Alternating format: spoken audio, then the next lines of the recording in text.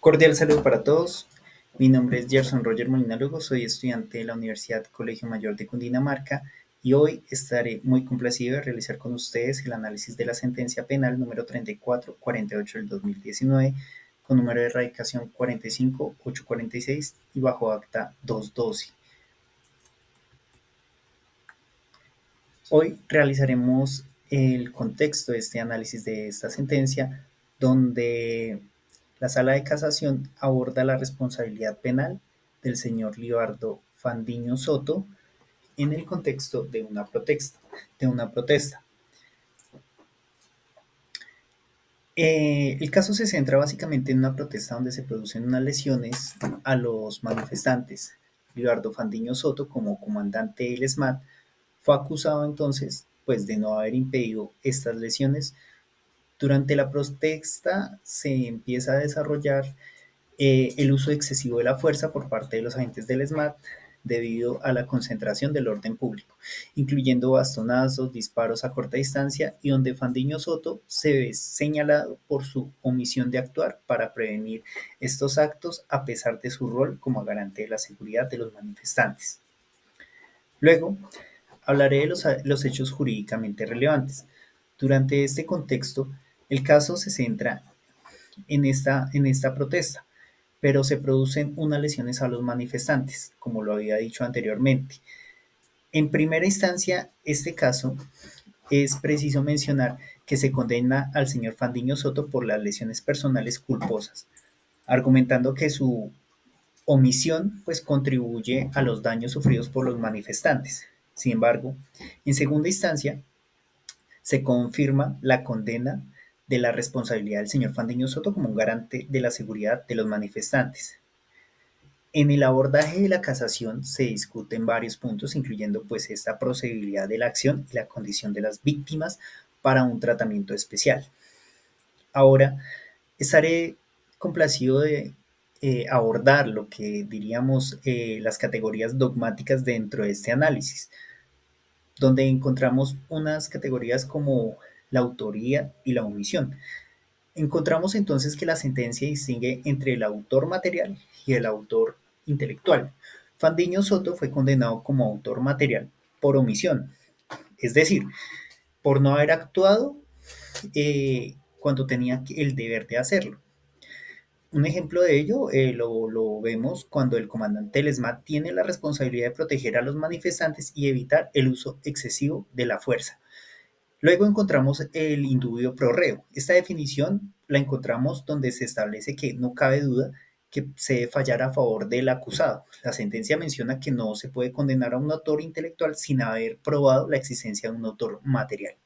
Un ejemplo de ello, pues lo encontramos bajo la argumentación de que si no existe el autor material, pues no puede haber un autor intelectual o un determinador que refleje pues este principio. Ahora bien, hablemos de la responsabilidad individual. La responsabilidad penal es individual. En este caso, la condena del señor Fandiño Soto se basa en su rol específico y su omisión del actual. La sentencia destaca la responsabilidad de Fandiño Soto en los supuestos jurídicos diversos, diferenciándose de otros posibles autores.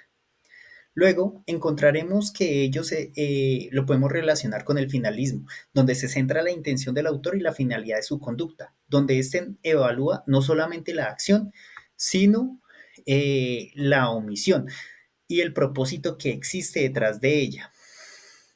Entonces, podemos tener el ejemplo del comandante del SMAT, no solo tenía la intención de mantener el orden por su omisión de intervenir cuando los subordinados usaron el uso excesivo de una muestra de una falta de cumplimiento de su deber para proteger a los manifestantes.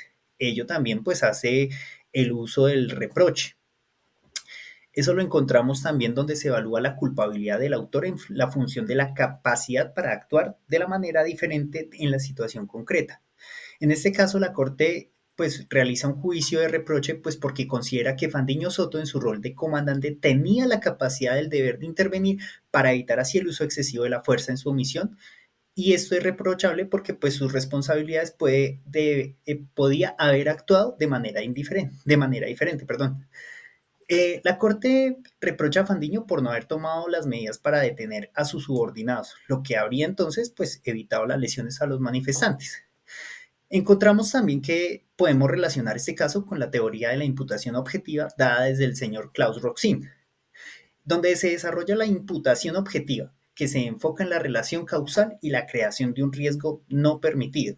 En la aplicación de este caso, observamos que la condena de Fandiño Soto por omisión puede entenderse bajo esta teoría, ya que la iniciación pues crea un riesgo no permitido que resulta en lesiones pues a los manifestantes. Un ejemplo claro, pues cuando el comandante del SMAT, por su omisión de actuar para evitar el uso excesivo de esta fuerza, crea un riesgo no permitido.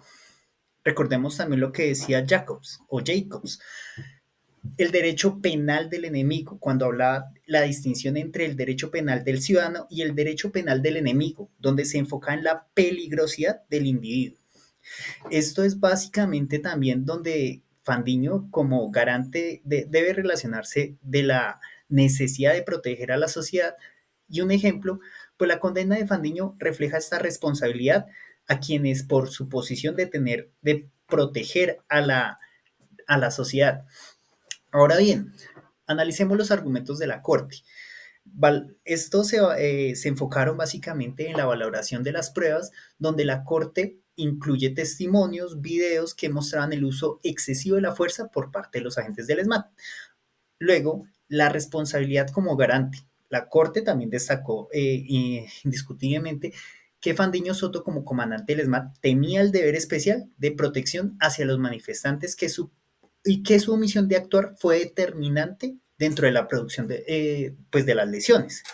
Ahora bien, ¿qué principios procesales pues se intervienen o se pueden realizar dentro del análisis de esto?